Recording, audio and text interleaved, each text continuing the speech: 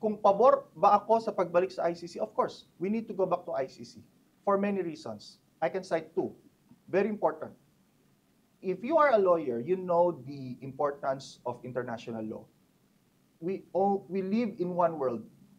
Walang Mars, walang Venus. If you are part of the international community, you really have to abide by international law. Why? Kasi there's no such thing as nag-iisa ako sa mundo. Ang konsepto ng pacta sunt servanda, it's a Latin phrase meaning you have to serve your commitment. Meaning, you have to follow through kasi nakatanggap na tayo ng benepisyo before. Kung hindi tayo babalik sa ICC, ano ang iisipin ng mga investors sa Pilipinas? Ay, pwede pala sila mag-pull out anytime kapag inconvenient na sa kanila. Nagawa nila sa ICC, bakit hindi nila magagawa sa investment natin sa kanila? That is why hindi tayo siseryosohin ng international community kung hindi tayo babalik sa ICC. Because ICC is very important.